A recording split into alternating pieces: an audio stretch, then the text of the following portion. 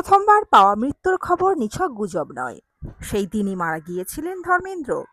মৃত্যুর খবর গোপন করেছেন দেওল পরিবার। কিছুদিন পর সাজানো হয়েছে নকল মৃত্যু।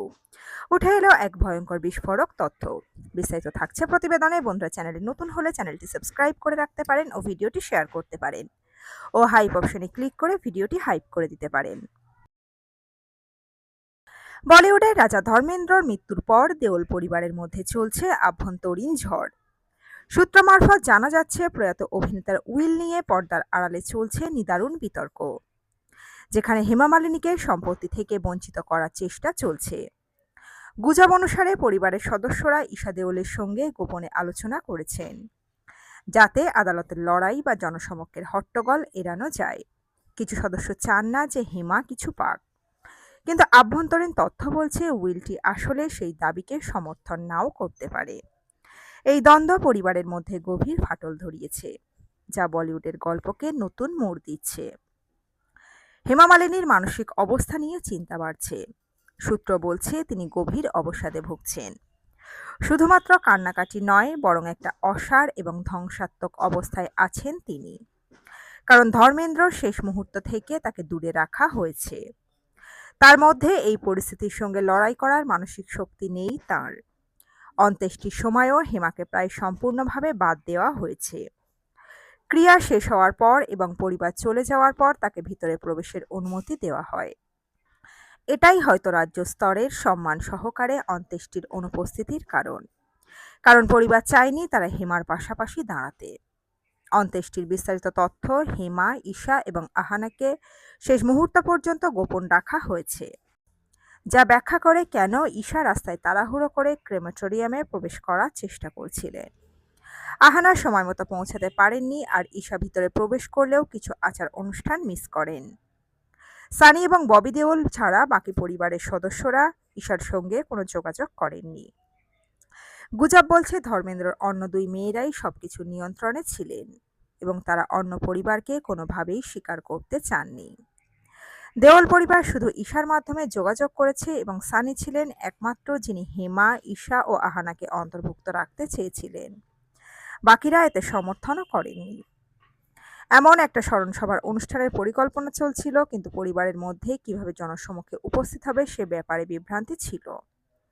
এছাড়া চলচ্চিত্র জগতের গোপন সূত্রগুলো বলছে যে ধর্মেন্দ্রর মৃত্যুর তারিখ নিয়ে জনসমক্ষে যা বলা হয়েছে তা সম্পূর্ণ সরল নাও হতে পারে।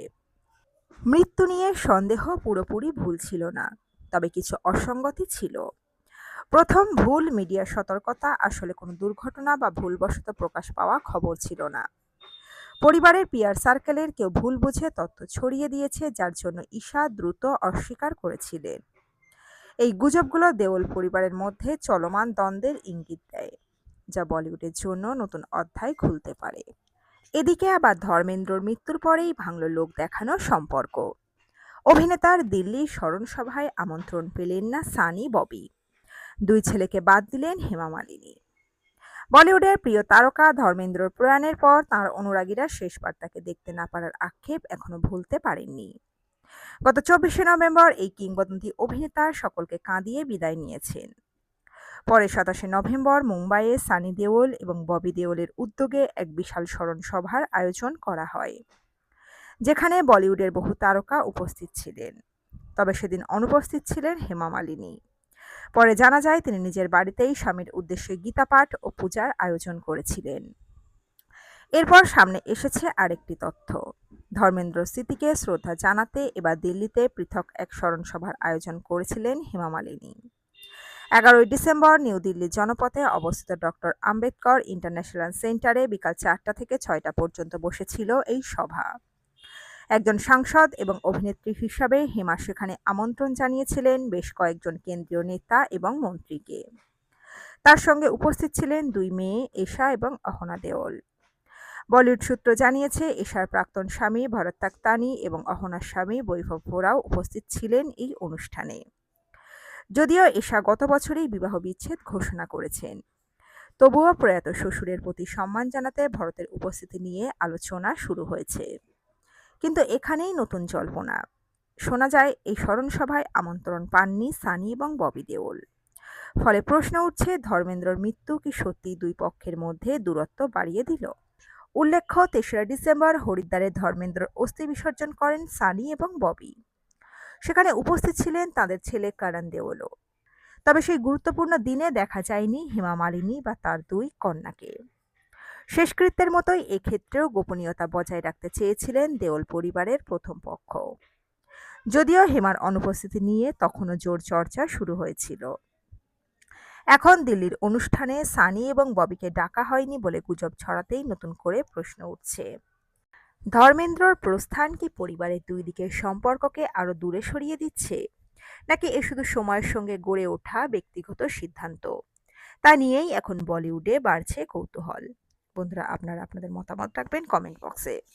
এই আপডেট ছিল এতটুকুই। দ্রুত ফিরে আসছি এরকমই নতুন কোনো আপডেট নিয়ে। অজানা গল্প চ্যানেলের সঙ্গে থাকার জন্য সকল দর্শক বন্ধুকে অসংখ্য ধন্যবাদ। দেখতে থাকুন, চোখ রাখুন আমাদের অজানা গল্প চ্যানেলে।